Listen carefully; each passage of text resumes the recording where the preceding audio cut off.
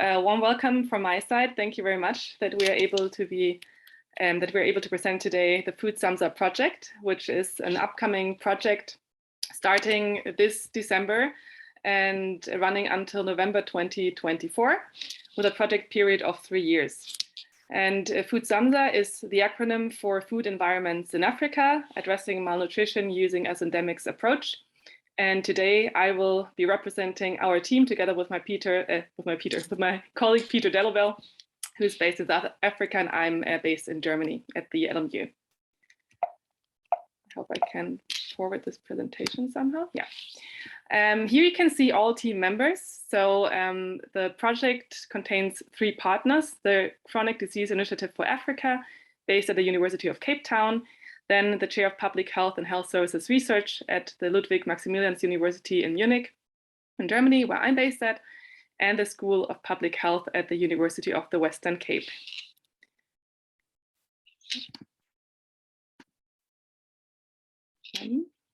Sorry. So first, I want to give you a scope, an overview of the scope of the project. So with Food-SAMSA, we are aiming to address malnutrition in all its forms by assessing its determinants and by exploring interventions at the macro, the meso, and the micro level. And we are going to do this by adapting existing approaches for assessing and improving food environments to the double burden of malnutrition, and by then implementing these adapted approaches in South Africa. And we are also aiming for capacity building and the expansion of existing regional networks. The whole process will be accompanied by the use of integrated knowledge translation methods.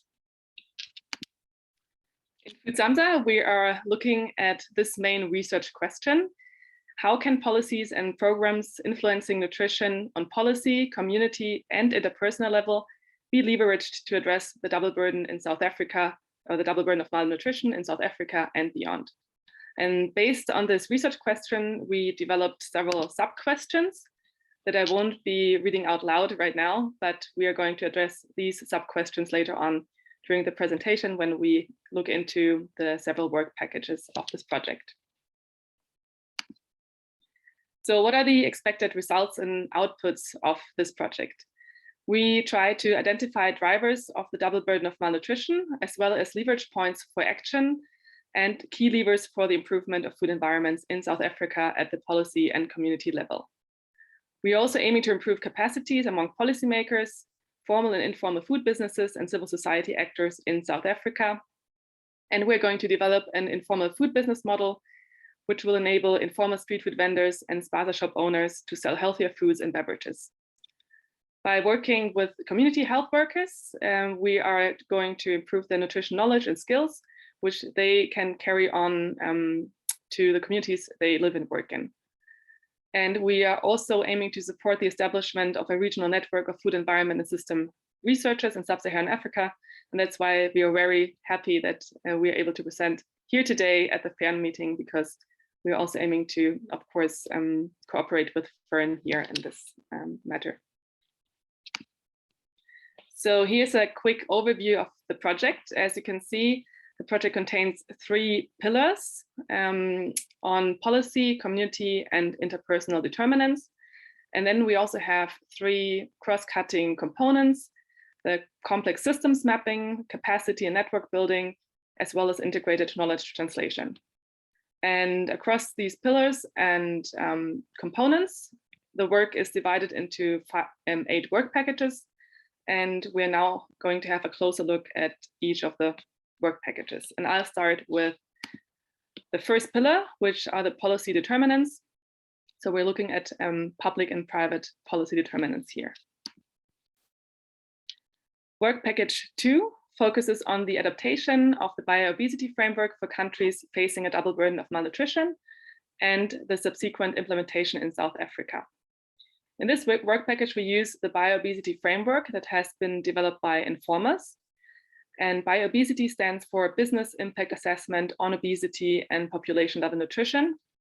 And you can already tell by the title that this framework is focused very much on obesity.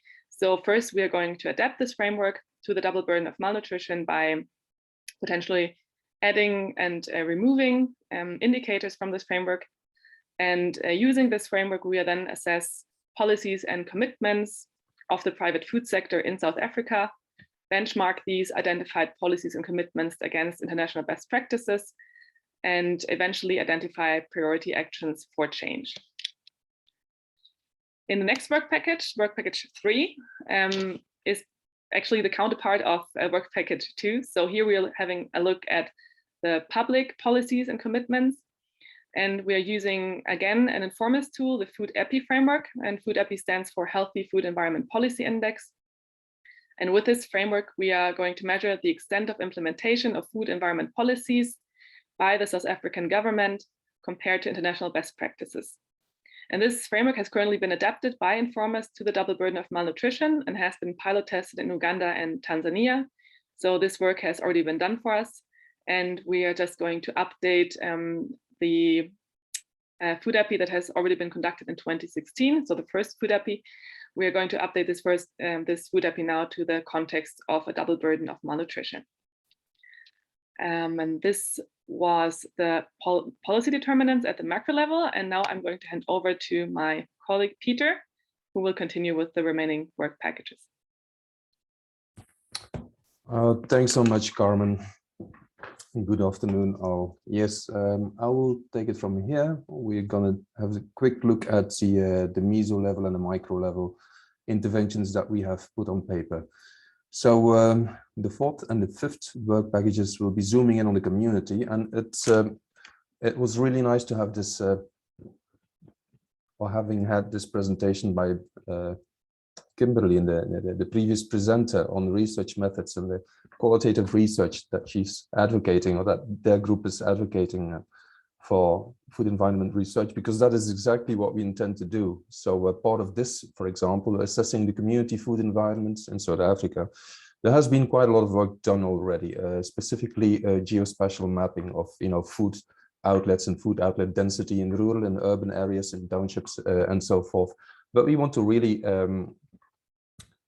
do a geospatial mapping of outdoor food and beverage advertising in specific townships, and 3 townships where we have been working before, basically using the Informis, another module developed by Informis. It's called Outdoor Advertising Protocol. So this will inform the mapping exercise which we will do there.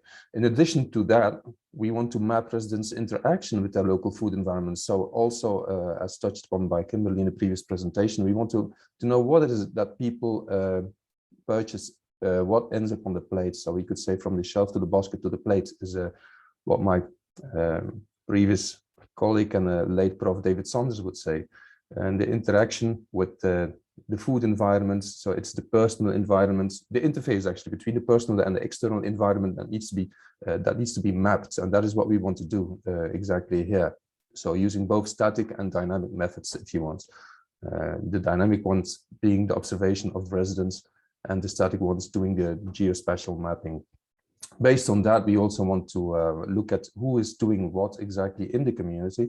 So which organizations are there, informal, formal, people, civil society-wise, and the policy actors that are at play. So the major stakeholders that have a role in or a say in what is available, accessible, and affordable inside these communities. So we want to do really zooming in on the local community and try to make a change there by first mapping it out in more detail. Then in the next work package, what will happen is we will try to implement an informal food business model. This is actually a work that has been piggybacking on previous work done by colleagues from UWC. So it's mostly Prof. Sandile Mchiza and Gillian Hill from the SA Medical Research Council, who has done this as part of her PhD, I believe.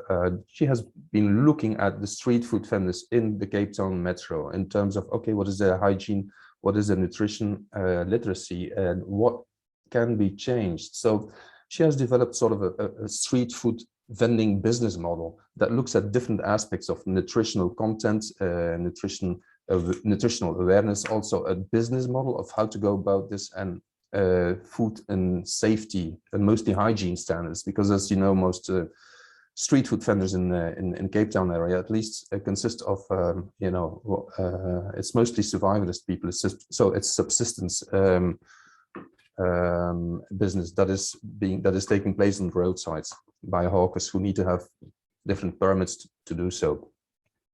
So what we want to do is we want to basically update and refine the model that we have developed, or that has been developed previously, and adapt it to the current situation and see if it still works. That will be done in collaboration, obviously, again, with representatives from the local informal traders association, with the probably representatives from the Department of Environment and Economic Development, which are the two main policy players who are involved in the informal trades in Cape Town, and see how we can work out this model in terms of financial sustainability and improved nutrition outcomes. So by trying to make them more sustainable, but also at the same time offering healthier foods to their customers. So then in the next work packages, we will be looking at what can be done at the individual level. So we've been looking at the community level. Now, what can be done at the individual level? Bearing in mind that this whole project is based on a socio-ecological framework approach. So we want to really look at the different layers of determinants and risk, if you want. So in this last work package, we will look at mostly the nutrition, not only the health, but the nutrition literacy of community health workers, because community health workers, they are born and raised, they are respected professionals almost in their own communities. That's where they work. People trust them. That is where they take the information from a lot of the times.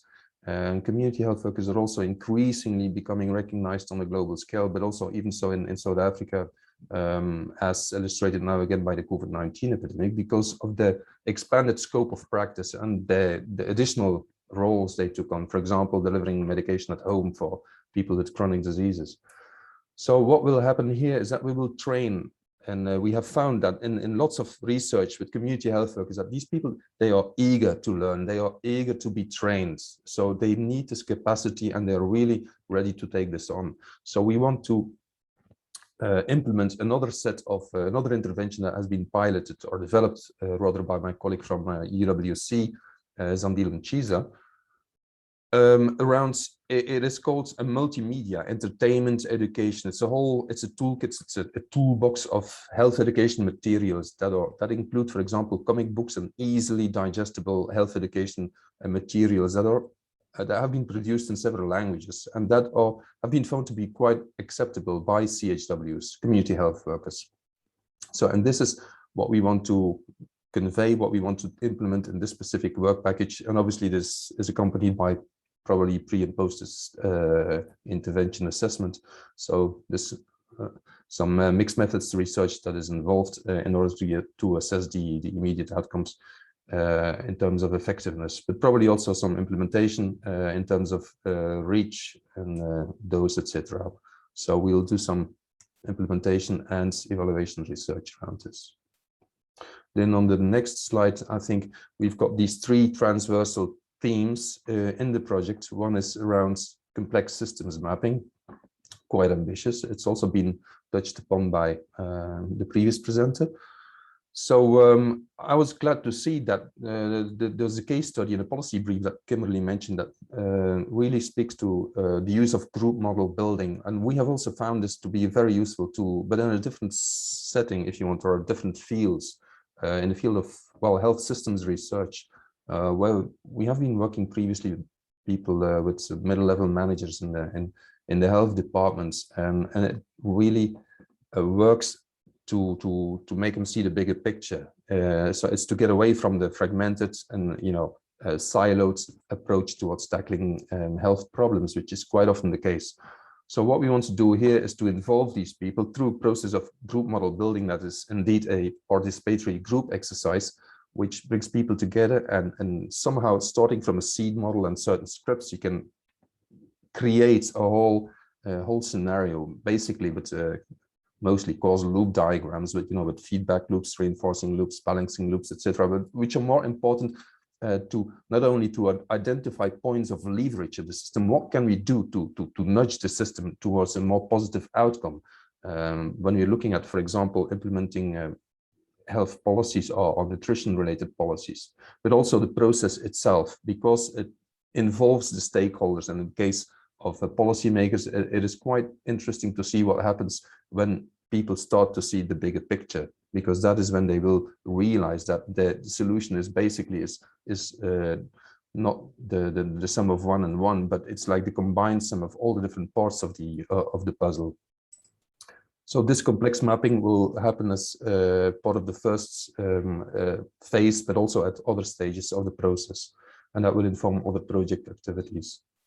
And then we also want to mostly continue or expand or work together with existing food environment research networks. It was at the time that we developed the proposal that we got in touch with Amos and the FERN network. So very happy to know that all this has been put in place and that all these people have already been, taken up in the network.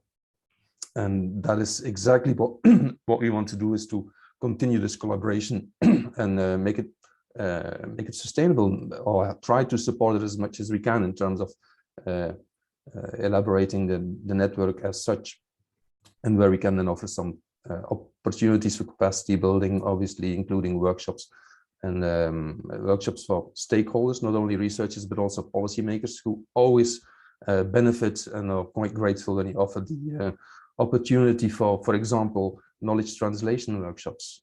So that also narrows down the gap between know and do between the researchers and the policymakers. And one of the more tangible deliverables is an open access toolbox that Carmen has been,